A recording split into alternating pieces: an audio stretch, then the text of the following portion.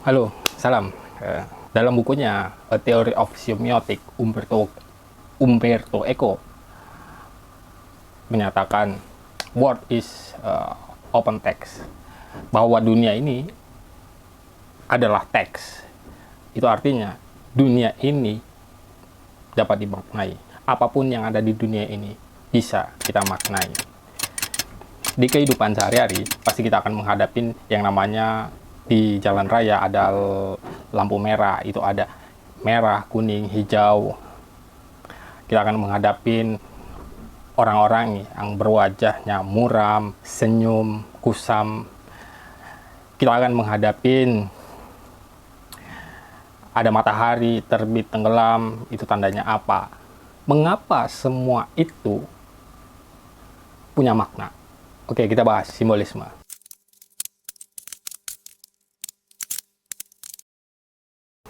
Saya awal dengan cerita, karena memang keseharian saya itu banyak berinteraksi dengan anak.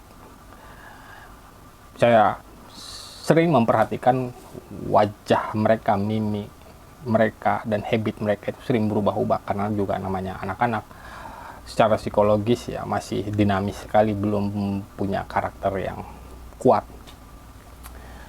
Hari ini wajahnya sumringah sekali, katakanlah anak saya yang kecil. Wah. Apapun yang saya beri dia mau, apapun yang saya turutin dia mau. Juga suatu kali kadang susah sekali. Apa yang saya beri, apa yang saya instruksikan, apa yang saya beri pandangan atau ajak bermain, susah sekali dia terima. Nah, di situ wajahnya sedang tidak seperti kemarin atau tidak sumringah kemarin. Artinya katakanlah sedikit muram. Nah, di situ saya memahami, oh, ini ada sesuatu hal, ada pesan yang ingin dia sampaikan, tetapi dia tidak bisa katakan dengan bahasa secara teks, secara bahasa literar, secara eksplisit. Itu artinya saya harus bisa sebagai orang tua memahami bahasa apa yang sebenarnya ingin dia sampaikan. Setelah saya bisa memahami bahasa apa yang ingin dia sampaikan, tetapi dia tidak bisa menyampaikannya, disitulah saya akan mengambil tindakan. Disitulah saya akan merespon.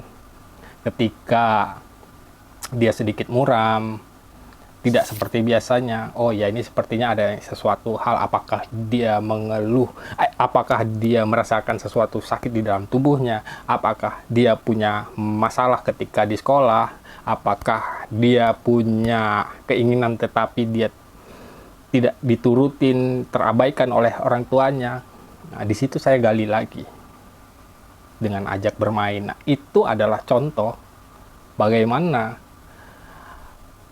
kita bisa menghadapi orang yang kita ajak berinteraksi, siapapun itu, anak, pasangan, tetangga, rekan kerja. Dari mimik wajahnya, dari gestur tubuhnya, itu memiliki makna. Dari situ kita bisa dari situ kita bisa memahami pesan apa sebenarnya yang ya ingin sampaikan. Secara etimologi, simbolisme itu berasal dari bahasa Yunani, kata dasarnya kita simbol, yang artinya itu adalah tanda. Nah, dari sini kita bisa pahami secara bahasa bahwa simbolisme itu berarti pemikiran tentang tanda, karena ada isme, dan makanya dia simbolisme itu adalah dalam ranah filosofis atau filsafat. Jadi ketika kita memaknai suatu hal, suatu barang, suatu peristiwa, sesuatu wujud, ya kita bisa memaknai dengan pendekatan secara filosofis. Itu artinya kita sedang melakukan pemaknaan simbol dalam kerangka filsafat. Dulu ketika kuliah, saya dengan teman-teman di komunitas sastra, karena kebetulan saya secara formal kuliah di sastra Indonesia. Nah, kita banyak membahas mengenai gerakan-gerakan kesusastraan, entah itu di Indonesia atau di luar. Nah, salah satu gerakan yang saya ingat sampai sekarang itu ya Dadaisme, karena ada salah satu teman saya menyukai dan mengagumi yang namanya gerakan Dadaisme yang lahir di Jerman. Karena waktu itu kita juga yang namanya masih muda ya, kita membahas yang namanya gerakan-gerakan yang ada di dunia, mulai dari ya gerakan di Uni Soviet, juga di beberapa negara seperti di Afrika Selatan. Tapi ya itulah, yang namanya masih muda, kita haus akan pengetahuan. Si teman saya ini menyukai gerakan Dadaisme karena memang anti proletarian dan anti kemapanan dan tidak menyukai yang namanya formalistik ya.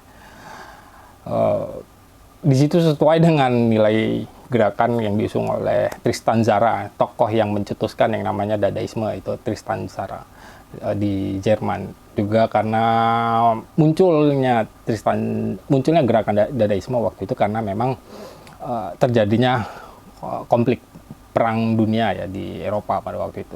Sebelum gerakan Dadaisme sebenarnya ada gerakan yang mirip juga, yaitu adalah gerakan simbolisme. Ini juga adalah gerakan kesusastraan dan kebudayaan ya. Kalau nggak salah tahunnya itu sekitar 1900-an ya, atau 1800 akhir begitu. Dalam gerakan simbolisme tersebut, para seniman dan sastrawan itu mengusung yang namanya makna itu bukan secara literal apa yang tampak, tetapi makna yang benar itu adalah makna yang tidak tampak. Dalam filsafat, akarnya simbolisme ini kan adalah pemikiran Plato bahwa kebenaran itu ada pada ide, kebenaran realitas itu ada pada ide. Jadi secara sederhananya bahwa simbolisme itu adalah menyingkap kebenaran, menyingkap realitas di balik realitas gitu. Jadi ada sesuatu hal, suatu wujud, suatu peristiwa, suatu benda, kita bisa melihat kebenarannya itu di balik benda tersebut. Kita bisa melihat makna di balik benda tersebut. Tetapi pemaknaan itu juga bergantung pada bagaimana kita atau subjek atau saya memaknai benda yang saya maknain tersebut.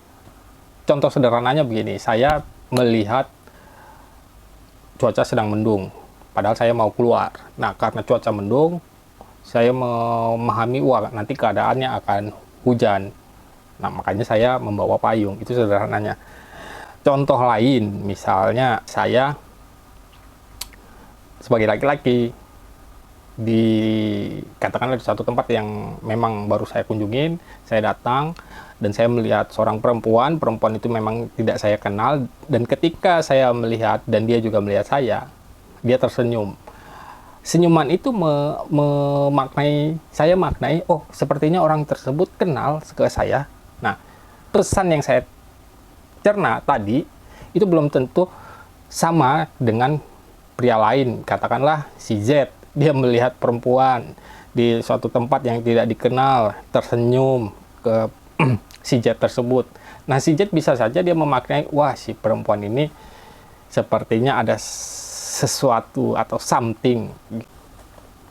Beberapa tokoh filsuf menguraikan simbolisme itu pada jalan untuk menyingkap kebenaran pada hal-hal yang transenden atau ketuhanan begitu. Tapi ada juga yang menyingkap makna kebenaran itu tidak menyandarkan pada hal-hal yang bersifat transenden atau ketuhanan, tetapi lebih kepada eksistensialis diri, pada keberadaan diri, pada makna diri kita sendiri.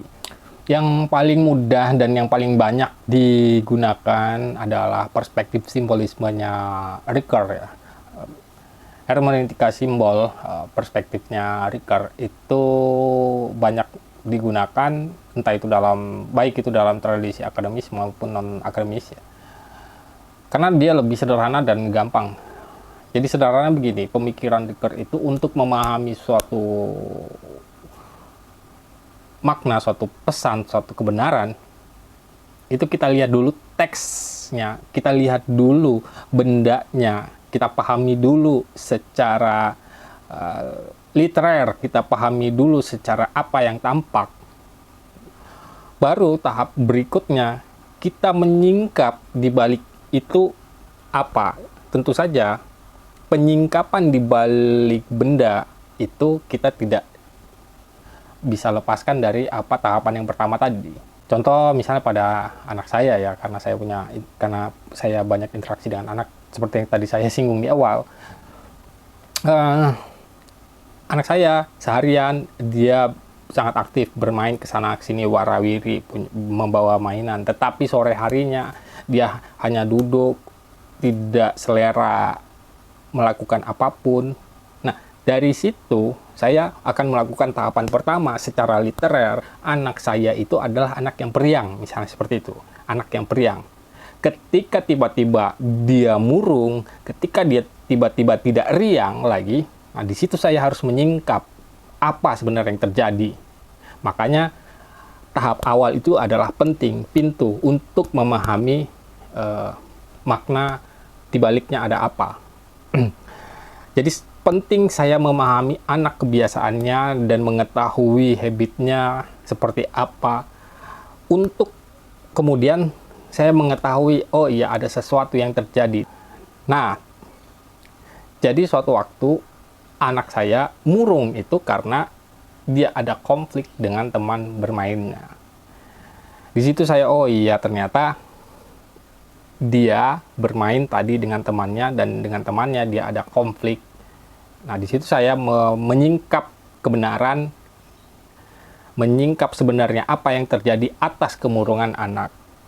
Kita ambil contoh yang paling hangat, yang paling baru, yang banyak dibicarakan orang itu belakangan adalah santri berjalan merangkak ketika akan menyalami kiainya atau ulamanya. Nah, pada tahapan ini kita kan harus mengetahui dulu secara literer itu adalah santri berjalan. Nah, dalam konteks ini, dalam konteks ini, santri itu kan akan terkait dengan yang namanya tradisionalis dan agama. Dua kunci itu kita nggak bisa lepaskan gitu. Lalu setelah pada tahapan pertama kita memahaminya, lalu kita masuk kepada tahapan yang lebih dalam lagi, bahwa berjalan merangkak itu adalah simbol kerendahan hatian para santri di hadapan orang yang dimuliakan gitu. Orang yang selama ini mereka mendapatkan ilmunya, orang yang selama ini selalu memberi tuntunan. Jadi itu adalah simbol kerendahan hatian mereka di hadapan ulama atau kiai, yang juga nanti akan terkait pada pada sandaran ke Allah atau ke Tuhan. Kalau dikatakan bahwa itu adalah tradisi feodalisme, yaitu hal lain. Sebagai penutup obrolan ini, setiap apapun yang kita lihat, entah itu warna, entah itu gerakan, entah itu benda, entah itu lambang, itu syarat dengan makna, atau bisa kita maknai, kita bisa memahami ada pesan apa di balik itu semua. Merah menyimbolkan apa, murung wajahnya menyimbolkan apa, senyum menyimbolkan apa. Nah, jadi tidak ada yang benar-benar bebas makna. Kita perlu mendalami makna dari setiap apa yang kita lihat, apa yang kita rasakan. Sebagai penutup, saya mengutip pernyataan Umberto Eco, dunia ini tidak hanya dilihat, tapi dibaca. Assalamualaikum.